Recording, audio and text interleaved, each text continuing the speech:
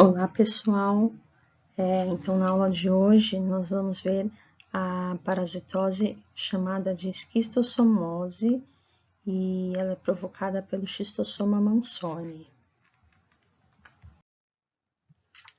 Então aqui na classificação taxonômica nós temos como agente etiológico, que é o agente que promove a doença, o parasita, é o Schistosoma mansoni, de grande ocorrência aqui no nosso país, no Brasil, pertencente ao reino animal, né? E popularmente a gente chama a esquistossomose, ela é muito conhecida como barriga d'água. Também tem outros nomes como xistose, doença do caramujo, mal do caramujo, mas o mais popular mesmo é a barriga d'água, onde a pessoa, ela muitas vezes magra, apresenta aquela barriga bem saliente, principalmente em crianças, tem essa aparência. O Schistosoma mansoni, além de estar presente no Brasil e em outros países da América do Sul, também é muito prevalente na África. Então, lá tem muitos casos de transmissão de esquistossomose. Com relação à distribuição geográfica da doença, ela depende da presença de algumas espécies de caramujos. Esses caramujos eles estão presentes em água doce, em lagos e rios, e eles são do gênero Bionfalaria. Esse é o hospedeiro intermediário. Não é todo caramujo que vai transmitir a doença, somente os que pertencem ao gênero da Bionfalaria. Aqui nós temos a representação na foto de uma imagem vista em microscópio do Schistosoma mansoni, tanto do macho quanto a fêmea. Nesse caso aqui desta imagem, eles estão acoplados. Eles estarão presentes dentro do hospedeiro intermediário, que é o caramujo Bionfalaria. Ele tem uma característica de ter uma concha achatada e eles vão ser encontrados em águas doces paradas ou onde o rio apresenta pouca correnteza, como por exemplo os lagos. O hospedeiro definitivo vai ser o homem, tá? Então o caramujo é um hospedeiro intermediário, aonde o parasita passa e aí ele faz uma parte da sua evolução, mas o definitivo ainda é o homem. Aqui algumas fotos de exemplos do caramujo Bionfalaria, tá? Nós temos várias espécies diferentes de caramujo. Aqueles pequenininhos que nós encontramos no jardim, que a gente chama de caracol, ele não é o transmissor da doença, tá? São aqueles maiores, grandões, que ficam muitas vezes em locais que estão, por exemplo, terrenos alagados. Houve uma época que aqui no Brasil eles estavam muito se alastrando em terrenos baldios. E a gente tem que tomar muito cuidado, porque as pessoas, em um determinado momento, eles queriam consumir esse tipo de caramujo como se fossem escargots. E o escargot, ele é uma outra espécie de caramujo que não é a Bionfalaria. Então, é um caramujo cultivado especificamente para alimentação, que não é comum no nosso país também. Bom, com relação à doença, a esquistossomose, tem uma estimativa da OMS que entre 150 a 200 milhões de pessoas estejam infectadas no mundo.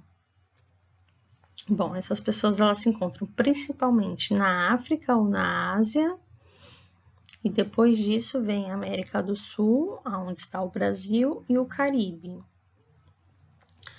No nosso país, cerca de 6 milhões de pessoas possam estar contaminadas, essa é a estimativa, tá?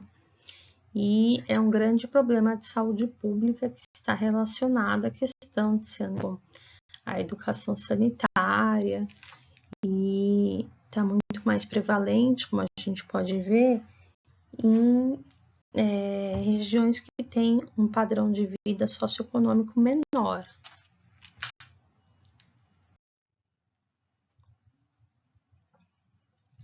Bom, os vermes adultos, eles vão se localizar nas veias do intestino grosso e no reto. E os sintomas da doença, eles primeiramente são sintomas intestinais. Durante a fase aguda da doença, o paciente pode apresentar diarreia e anorexia, que é a perda do apetite. Então, o paciente, ele pode chegar até a desidratar por conta disso. Ele nem ingere alimento e o pouco que ele tem no organismo, ele vai eliminar através da diarreia. Isso acontece entre 6 a 8 semanas após a infecção. Também ocorre uma resposta inflamatória nas vênulas, que são veias de calibres intermediários, e essa resposta inflamatória ela acontece por conta da deposição de ovos nessas vênulas, e esses ovos eles vão se infiltrar na mucosa intestinal. Então, isso vai gerar uma resposta inflamatória e vai deixar o tecido, a mucosa intestinal inflamada. Se a gente observar aqui na imagem, o corpo do verme, do parasita, ele tem uma certa saliência, que parece semelhante como se fosse um espinho. Isso também contribui para que ocorra uma resposta inflamatória, que deixa o tecido inflamado. Eles, para se locomoverem através do intestino e nas nossas veias, eles têm a contração do corpo e ventosas na região da boca que vão fixar esse parasita. Então, é dessa forma que eles vão se locomover através do nosso organismo. Os vermes adultos, acredita-se que eles podem viver no nosso organismo entre 3 a 5 anos, se o paciente não for diagnosticado e tratado. Então, é bastante tempo que ele fica lesionando o organismo da pessoa. Aqui a gente tem, então, o ciclo biológico da doença. Então, primeiro a gente tem um homem doente, que através de um saneamento básico precário, ele pode eliminar os ovos do parasita através das fezes, e esses ovos podem contaminar os lagos, os rios. Dentro desses ovos, a gente vai encontrar a larva na forma de miracídio. Então, é uma larva ciliada que se locomove, então, nesses lagos. E aí, esse miracídio, ele vai, então, entrar no caramujo, e ali no caramujo, ele vai se transformar em larvas cercárias. E essas larvas cercárias serão eliminadas pelo caramujo nessa água parada, nesse rio, nesse lago, nessa poça. E aí, um outro homem que esteja saudável, que ainda não foi contaminado, se ele mergulhar nessas águas, andar nessas águas, o que vai acontecer? As larvas cercárias vão penetrar na pele desse homem, principalmente pelos pés, que é a região que fica mais exposta, vai provocar uma coceira intensa, e aí penetrando, elas caem na corrente sanguínea, passam pelo fígado, onde também ocorre um processo inflamatório, e do fígado elas vão migrar para o intestino, aonde no intestino eles vão se tornar vermes adultos e vão então copular o verme adulto macho e o verme adulto fêmea e vão gerar novos ovos. E aí, dentro do intestino, com esses novos ovos formados, a gente vai ter a eliminação de ovos através das fezes e o ciclo vai se reproduzindo dessa forma. Então, a gente vê aqui que está muito associado à falta de saneamento básico também. Aqui uma imagem em microscópio do verme, né, do parasita macho. Ele tem cerca de 1 centímetro, então ele é bem pequeno. A gente vê que ele apresenta algumas ventosas, uma que seria para fixação no nosso organismo, né, no intestino, e uma outra ventosa a gente chama de canal ginecóforo, é onde a fêmea irá se alojar para poder copular e eles se procriarem. Aqui é uma imagem em microscópio da fêmea. Então, a fêmea, ela é um pouquinho maior do que o macho, porém ela é mais fina, tá? Então, ela é mais fininha e mais alongada. Ela é um pouco mais escura também do que o macho e ela precisa do parasita macho para complementar o desenvolvimento do seu aparelho reprodutor. Então, o macho e a fêmea, eles precisam acasalar para que ocorra a reprodução da espécie do parasita. Raramente a fêmea ela vai deixar o canal ginecóforo do macho, então ela sempre fica lá acoplada. Então, aqui a representação em imagem de microscópio do macho e da fêmea acoplados. A gente pode ver aqui a fêmea bem junto, né, no interior do verme macho. E eles ficam ali se reproduzindo e liberando os ovos que vão contaminar o meio ambiente. Desta forma aqui, eles serão encontrados no intestino do homem, que é ali que eles vão gerar novos ovos e esses ovos serão eliminados através das fezes. Outra imagem em microscópio, né? Então, aqui comparando, a gente vê que a fêmea é mais fina, mais longa, e o macho é mais curto, porém ele é mais encorpado, que é para poder receber o parasita fêmea.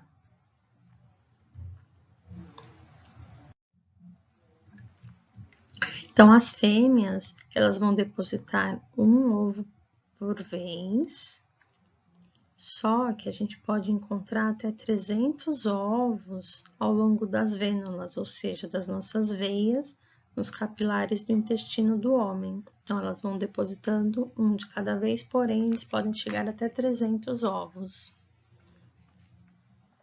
Esse ovo, ele tem uma medida em torno de 150 micrômetros. E ele tem um espinho, vocês podem observar aqui na imagem, é um espinho lateral pontiagudo. Então, ele fica saliente para fora do ovo, tá? E dentro desse ovo é que vai ter a forma do parasita de miracídio. Esses ovos, eles vão sair dos capilares da mucosa do intestino e vão entrar na cavidade intestinal, ou seja, na luz intestinal, aonde eles vão se juntar com as fezes e serão eliminados através das fezes. Esse processo de eliminação, ele ocorre em torno de 1 semana. A expectativa de vida dos ovos maduros no ambiente é em torno de 20 dias. Então, depois que esse ovo é formado, ele tem uma expectativa de ficar viável por até 20 dias. Aqui, então, uma forma que representa o miracídio, onde o ovo libera esse miracídio, ele tem um aspecto de larva ciliada, e esses cílios facilitam a locomoção da larva, tá? A medida deles é de cerca de 0,15 milímetros. E quando eles estão presentes na água, os estímulos fotoquímicos, como por exemplo a presença da luz solar, vai fazer com que o miracídio consiga romper a casca do ovo. Então, esses cílios também facilitam o rompimento da casca do ovo e fazendo com que eles saiam, então, na água aonde ele foi eliminado. Então, depois que esse ovo eclode, essa larva ciliada, que é o miracídio, ela tem a locomoção através da água. Então, a gente fala que ela nada, né? E aí ela vai encontrar um molusco, que no caso aqui é o nosso caramujo Bionfalaria. E ela consegue penetrar no caramujo em qualquer ponto do tegumento dele. Então, ela adere à superfície e consegue invadir a membrana desse caramujo. E depois que ela está presente dentro do caramujo, o miracídio, que é a forma presente dentro do ovo, ele eclode, é liberado na água, penetra no caramujo. Dentro do caramujo, esse miracídio vai se transformar em cercárias. E essas cercárias serão as formas eliminadas pelo caramujo na água e é a forma contaminante para o homem.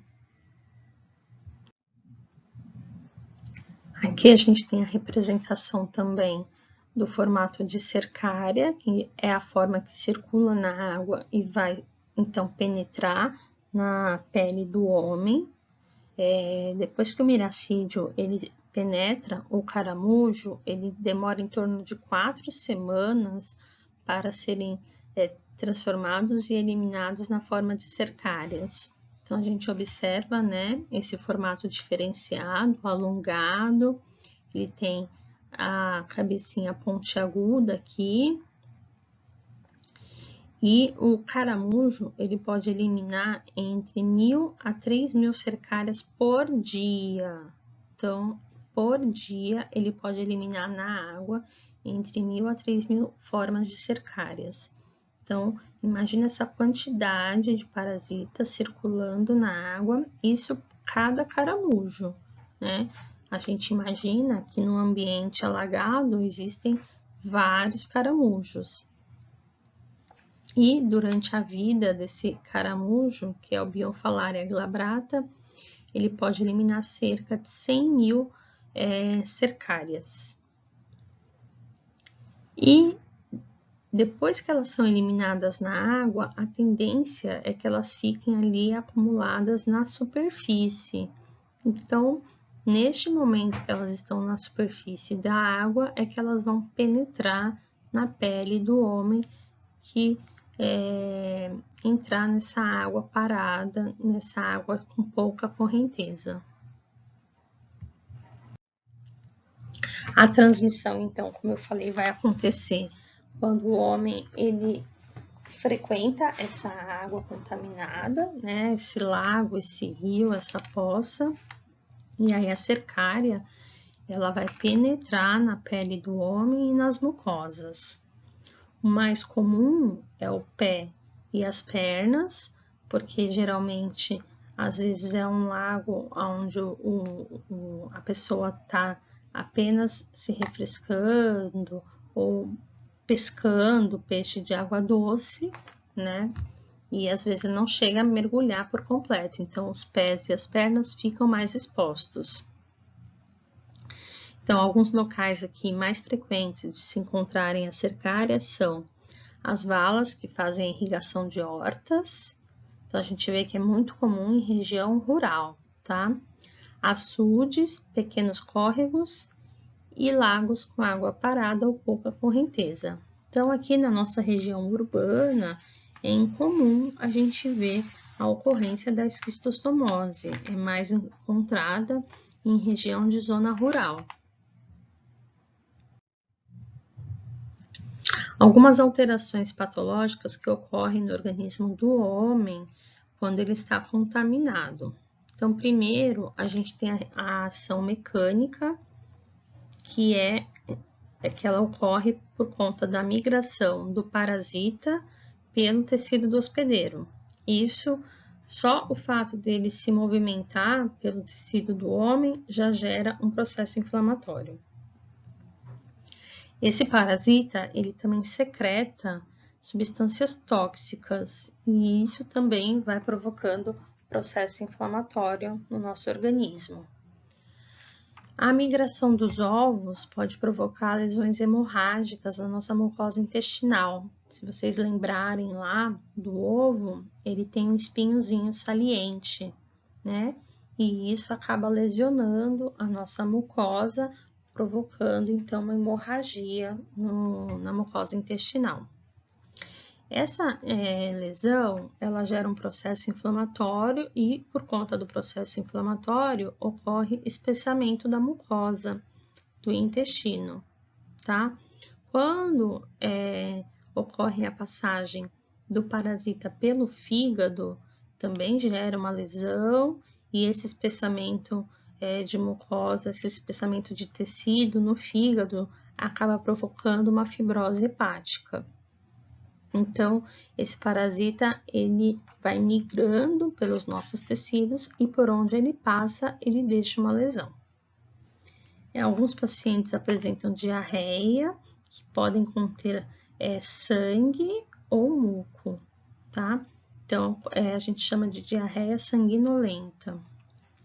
E outras características são a anorexia, que é a perda do apetite, sede, porque o paciente chega a ficar desidratado, a anemia, por conta da perda de sangue que ele apresenta nas fezes, então isso pode provocar uma anemia no paciente e emagrecimento. Alguns pacientes podem apresentar sangue na urina, dependendo da extensão da lesão, se esse parasita consegue migrar para a bexiga, para o rim, e aí ele pode então apresentar sangue na urina. São casos mais específicos.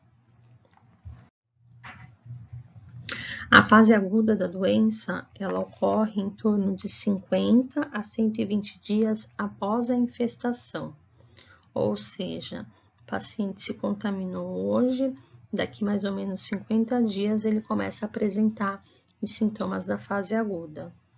Durante essa fase, a gente tem a disseminação dos ovos, e durante esse processo de disseminação dos ovos, como eles vão gerando lesão no intestino, a gente pode ter necrose desse tecido intestinal, vai ocorrer inflamação aguda no intestino e no fígado e pulmão também, tá? No pulmão, o paciente ele pode apresentar características e sintomas como se fosse uma tuberculose.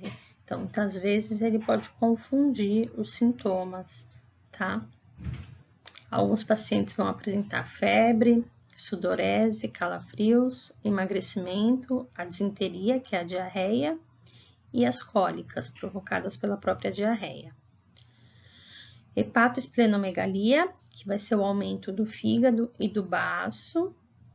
Por quê? Porque os parasitas, eles migram, né, por esses tecidos, por esses órgãos, provocam uma lesão com processo inflamatório e durante o reparamento do processo inflamatório, o órgão ele acaba aumentando de tamanho.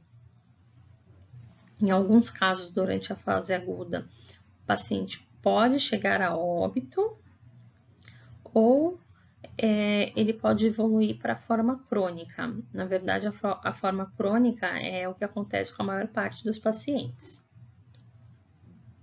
Na fase crônica da doença, o paciente ele ainda apresenta diarreia com muco e sangue, tá? Então, é uma característica forte da esquistossomose, diminuição do peristaltismo e constipação em alguns casos. Então, depois que ele já teve aquela diarreia, que eliminou todo o conteúdo, ele pode ter uma diminuição do peristaltismo. E aí é uma característica porque o parasita ele quer permanecer no intestino do homem. E aí, quanto mais tempo ele permanece, mais ele consegue se procriar. durante a diarreia, a gente acaba eliminando, né, todo o conteúdo. Então, no primeiro momento, ele tem esse processo inflamatório com diarreia, e depois ele pode ter uma diminuição do peristaltismo. Ele também vai apresentar hematúria, que é o sangue na urina, né? Então, como eu falei, em alguns casos o parasita pode chegar na bexiga ou nos rins, e aí gerar uma lesão nesses órgãos. O paciente vai ter dor abdominal, cirrose, que é uma inflamação do fígado, aumento do volume abdominal, porque ocorre extravasamento de plasma sanguíneo. Então, o paciente começa a liberar sangue na cavidade abdominal, e esse processo a gente chama de ascite. O paciente na fase crônica ele pode viver assim durante muitos anos, muitas vezes porque ele não tem acesso a serviços de saúde básica, e aí ele acaba convivendo com a doença. Aqui um corte do tecido do fígado, onde a gente vai ver a formação de um granuloma em torno do ovo do xistossoma, tá? Então, na imagem, a gente consegue visualizar o ovo e ali em volta dele um granuloma, indicando que ali está ocorrendo um processo inflamatório.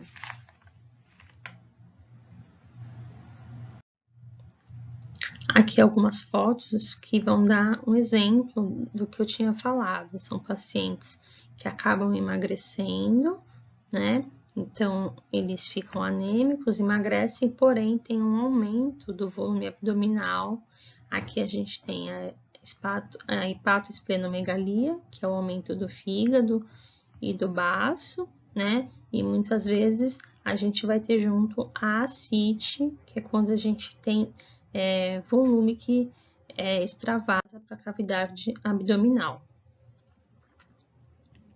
Aqui nesse caso da foto, gente, o que nós temos são dermatites. Então, vocês podem ver várias lesões na pele desse paciente, e essa dermatite provocada pela penetração das cercárias.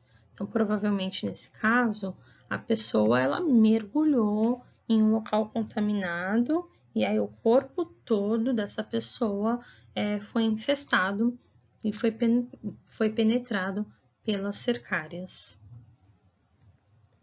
Isso gera um processo inflamatório e extremamente doloroso e com coceira para o paciente. Mais algumas fotos que demonstram, então, a presença de ascite, tá? É claro que vocês vão ver ascite, nem todo paciente assim, ele tem esquistossomose. Existem outras doenças que também podem provocar, tá? Mas numa região onde você já sabe que tem grande presença de caramujo, grande incidência da doença, provavelmente o paciente que apresentar esse sintoma, ele está contaminado.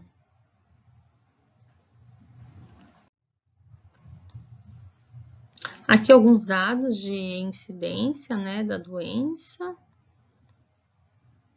Então, áreas de risco em vermelho e áreas de menor risco, mas ainda assim onde se encontra a doença, em amarelo.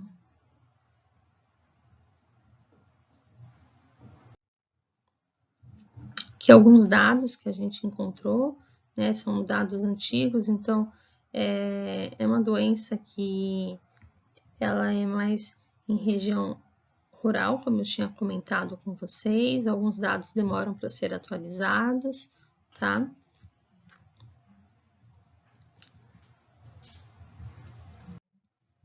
E a profilaxia da doença. Então, primeiramente, a gente tem que ter as condições de saneamento básico.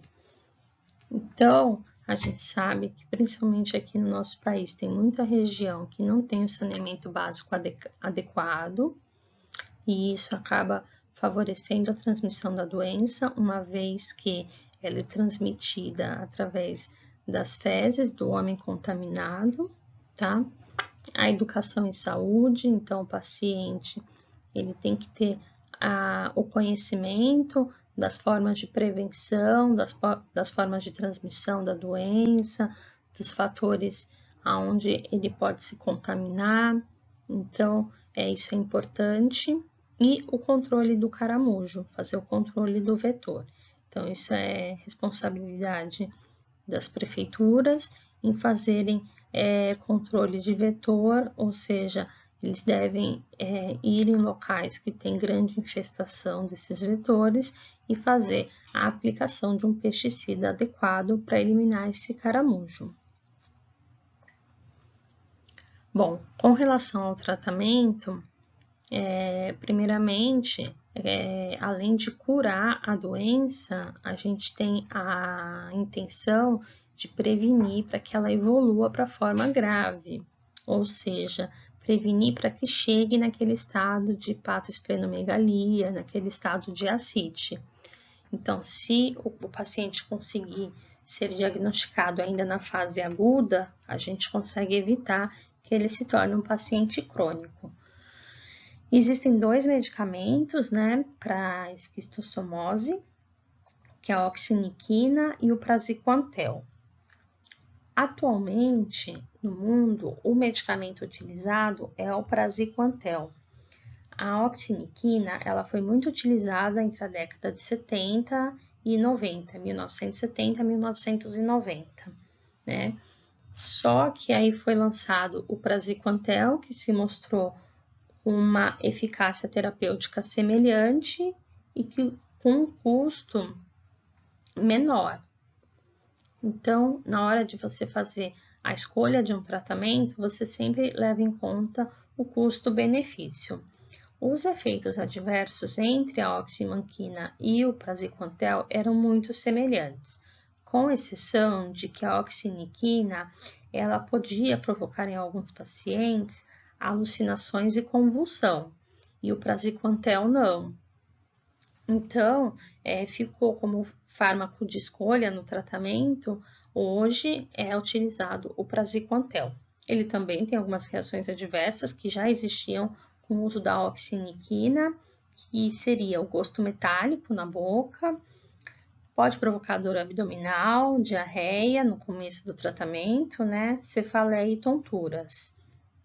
Lembrando que as reações adversas, elas ocorrem, mas não necessariamente em todos os pacientes, vai depender de cada organismo, tá? Então, esses efeitos adversos do praziquantel, eles também ocorriam com o uso da oxiniquina, com a diferença de que essa última, ela podia provocar também alucinações e convulsões. Então, por isso, ela deixou de ser um tratamento de escolha para a esquistossomose, porque foi inventada uma medicação melhor, que é o praziquantel.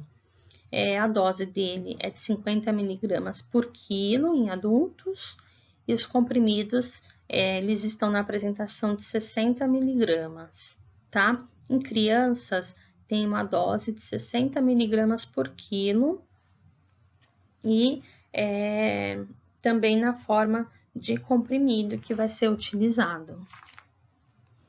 No caso, se for uma criança muito pequena que não consegue engolir esse comprimido, ele vai ser então macerado na água para que possa ser administrado para a criança.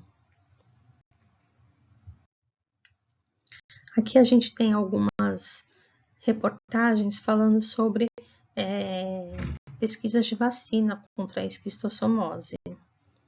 Então, tem uma reportagem de 2010 que falava que a vacina seria testada em 2010, né?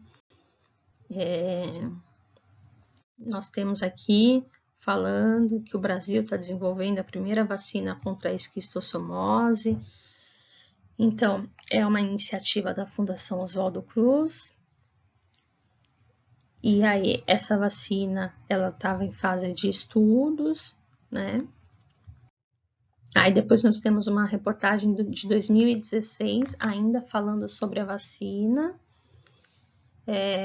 Então, primeira reportagem falava que em 2010 ela seria já testada. Em 2016 é que se iniciou essa fase de testes.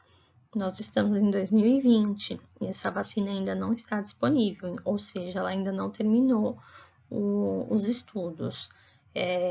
A gente sabe que doenças que são de prevalência de países subdesenvolvidos, as pesquisas elas são mais demoradas, porque os laboratórios particulares, eles não têm muito interesse em desenvolver vacinas para esses casos, eles preferem lucrar com a venda dos medicamentos. Então, a gente depende de financiamento governamental, né? Então, no caso, a Fiocruz, ela está investindo nessa questão da pesquisa da vacina, mas é uma pesquisa demorada que vai levar ainda alguns anos, talvez, para que esteja disponível no mercado.